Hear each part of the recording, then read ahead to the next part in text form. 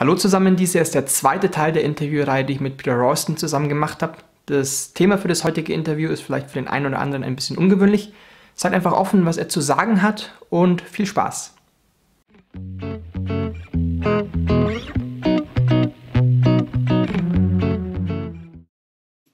If you have some idea of enlightenment, the first thing to do is throw out the idea.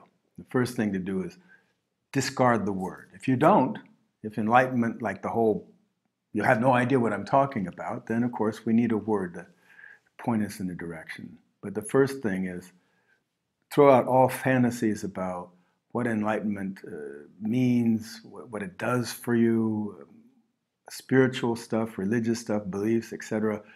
The main thing is toss that out.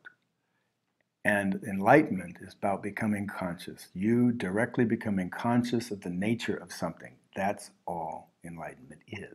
Now, first, enlightenment is becoming conscious of your nature, your true nature, what is absolutely true about the nature of your existence, whatever that is.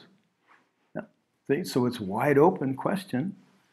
The first requisite, obviously, is that you would have to consider that you don't know what's absolutely true about the nature of your own existence. And that's not really that hard. If you look into your own experience, you know that you don't know how it is you came to exist. At some point, you just came to exist. What was that? You say, well, I know you've heard stories, okay, I was born and this and that and the other thing, but you don't remember any of it. See, that you didn't exist and then you did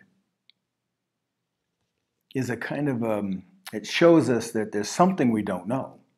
And you'd probably say, well, how could I possibly know that? I didn't exist. And I can't know anything until I do. But consider, if what you experience as your existence is what's absolutely true, or is it just what you think, or what you perceive, or what you believe, or what you feel or sense?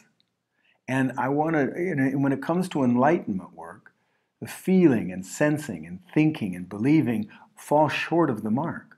Those are the things we normally do.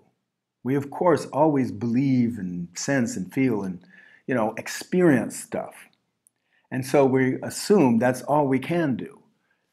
But with this possibility, we don't stop there. We consider that we can actually become directly conscious ourselves of our own true nature. And that's all that is. And when you become directly conscious, what that means is you are there. You're the same as. Your consciousness is in the exact same place, so to speak, as what's absolutely true about you or about anything else. And when that occurs, that's called an enlightenment experience.